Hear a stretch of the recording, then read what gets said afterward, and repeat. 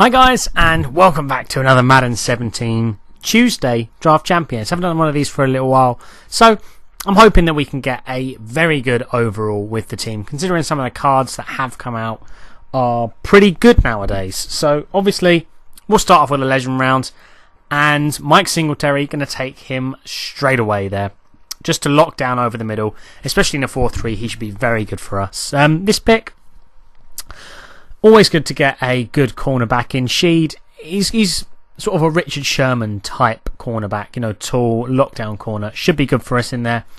This pick pretty much picks himself. Ziggy is going to be our right end. A lot of people just pass purely in Draft Champions, so putting him into coverage, he's not too bad either, considering he's not that slow. He's actually reasonably fast. This pick, I could go with Drew Brees at quarterback, but I feel like we're going to get a better one, so I'm going to go with Chris Chester, just to get one lineman in.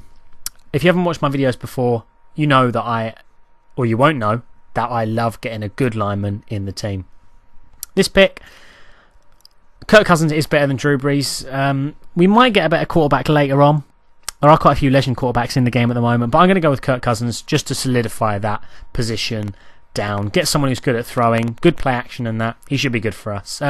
This pick, up to the 6th of the 15, I'm going to go with Dante Moncrief just to get a nice wide receiver target into the team for us. And this pick number 7, could go with Lynch, could go with Herzlich. I'm going to go with Lynch just because he can play right or left. If we do get a very good right outside linebacker later on, he is good on the left hand side as well. And we get Willie Young there, who is pretty good. Could go with Devin Taylor. Didn't actually know he had a team hero card. That must have been very early on in the game. Don't remember that one coming out whatsoever. But I'm going to go with Malcolm Jenkins just for the long balls over the top. The deep balls, he will lock that up pretty well for me, I think. This pick here, got Jack Doyle. We also got Michael Thomas. I'm going to go with Michael Thomas just because I've never used that card and it looks pretty good. And Jack Doyle's not really a receiving tight end, which is what I would use my tight end for. 3 very good cards here. Keenan Allen. But I'm going to go with Aqib Talib. We got 2 incredible corners now who should be able to deal with a lot of the plays my opponents are going to do. And getting the corners, I think, are the most important positions in the draft. Next pick here, pretty much picked itself. Left end, Jackson there. Every other position we already had. This pick, I'm going to go with Anton Bethea. I think, yeah, I'm going to go with Anton Bethea. Just because I know his card plays so well, and getting a strong safety who's good in coverage is very good for the team, I think. You know, getting the skill positions on defence is very good. I'm going to go with Zeke here, just because his cards play way higher than their overall. And if I do need a running game, I need a running back. Haven't got one yet, I'll go with him. This pick, not too sure about this one. I'm not going to go with Earl Thomas. I'm going to go with Kruger, because Lynch can move over, and I think he'll be like an 82, maybe 83 overall. He'll be pretty good there. And the final legend pick, this could put us up to an 83 overall. Probably the best overall I've had so far, I think, would be 83. But these are all positions we have. If we didn't take Kirk Cousins early on, we would go with Steve McNair instantly there. But I'm going to go with Champ Bailey.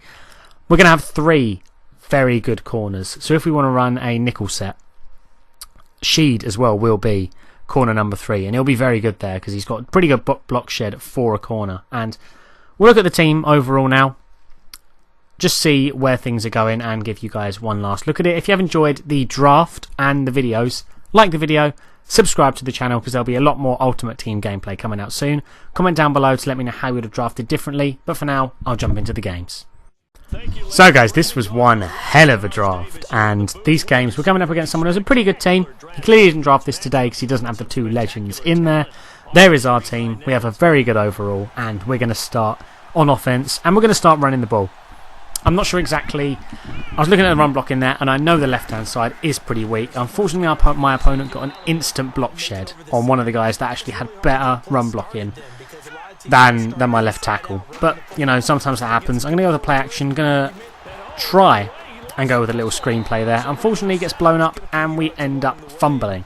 And this game was absolutely crazy. There were so many weird plays going on in this game that they shouldn't have happened. This is a prime example of it. As you can see, Jimmy Graham, I think I can hit him there and make him not catch the ball. He decides to bounce it off his helmet over my guy and catch it and get the touchdown, which is unreal. And my opponent here You know, you can tell that your opponent, you know how to break them down, but you just don't want to run that same play over and over again. Well, I don't want to run the same play over and over again because it would make the video insanely boring. But my opponent, if I used the mesh play all game and kept throwing to X, it would work. And you can see here, nothing was open. I tried the other side, and unfortunately he did get a pick. So saying what I just said, I did run the same play a few times in a row. He decided to adjust to it, and it came off for him.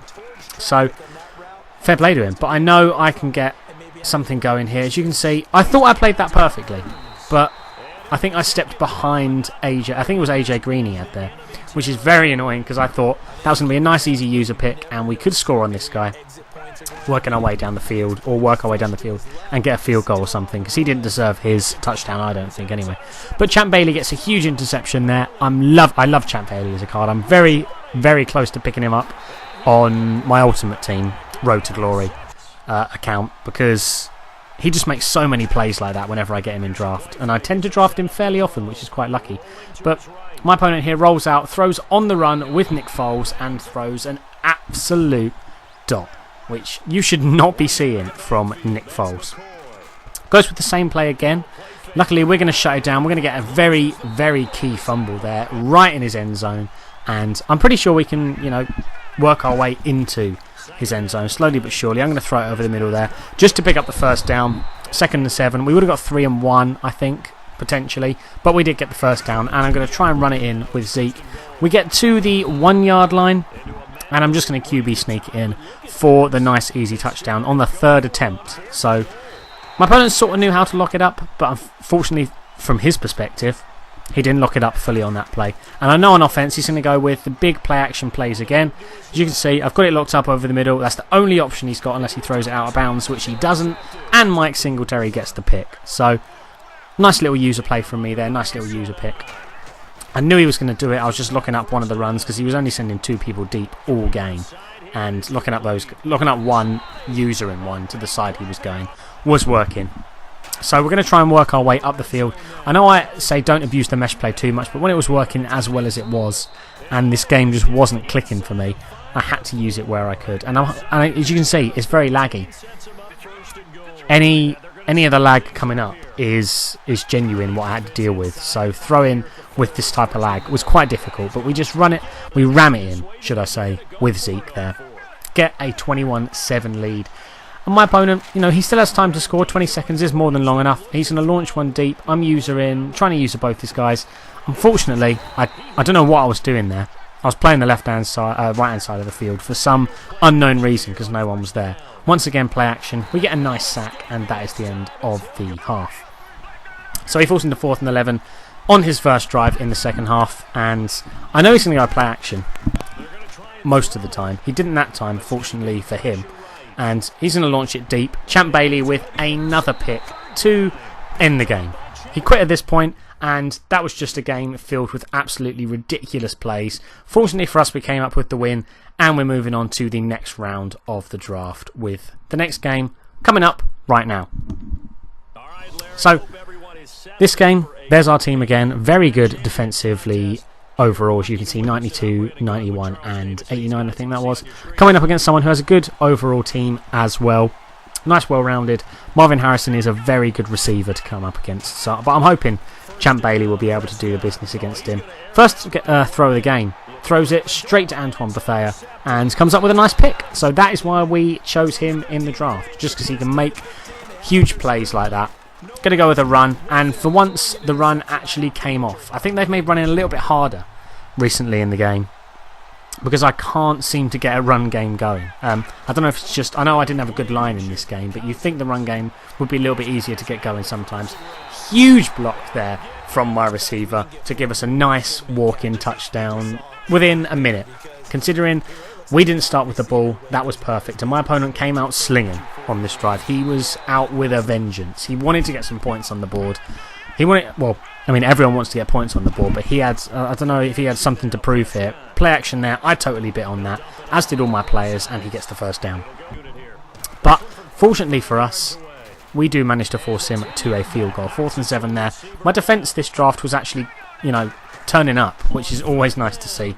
Quite a few options open here. I'm going to throw it to the left-hand side. Moncrief shakes off him like he's just not there and gets us in my opponent's half. Once again, I'm thinking about trying the run, but I see the right-hand side's open, but the run game's just not working too well. I'm going to try and bait my opponent with a play action here. It works perfectly. As you can see, Pruitt is so wide open there. And once again, a nice walk-in touchdown for the boys. So it's always good to get nice easy touchdowns like that and just play my opponent perfectly there. I can't read him, so I'm using over the middle. Unfortunately, that was my zone. I tried to jump another route, and my opponent saw that in the split second and threw over the middle and just got the gain. But I'm hoping he'll make a mistake, or worst case scenario, we can force him to a field goal at this point. On hurry up offense, I know I'm in a decent defensive formation, so I'm trying to watch over the middle. I did watch over the middle, but for some reason, my player actually got swapped from Singletary to someone else. I think that potentially would have been a pick because I baited that route and I knew he was going to throw it there. I just need to get a little bit more sleek with my user in, I think is the best term there. Fortunately, we do first force my opponent to a field goal though, so it's 14-6. It's still sort of a one possession game if he gets the 2 points, but I still have 22 seconds and I can get into field goal range with that quite easily, I think. I'm going to go with a nice corner out here, wide open. I'm just trying to get, I still have 2 timeouts to use at this point, but I'm going to try and use the sideline where I can. We do manage to use the sideline, and we're going to try and just get into field goal range, to be honest, was my aim. But after this play here, I think we might potentially be able to get a touchdown. You can see left-hand side is so open. He put no one in a flat zone or anything. Everyone was going deep, and we're to the 24-yard line. And I'm just going off the suggestions here because they tend to be the plays that I do want to play anyway. Started with a corner out there. Changed up to a little bit of a play action because, as you can see, he's brought his safety down. So over the top should be open, depending on what play he goes with. As you can see, the circle isn't open, but we have R1 who's wide open there. 6 seconds left at the 6-yard line. Can we punch it in for the touchdown? Yes, we can. With Pruitt again. That's why I tend to get a good receiving tight end. He isn't a good receiving tight end, but that's why I tend to get one in because I throw to my tight end so often.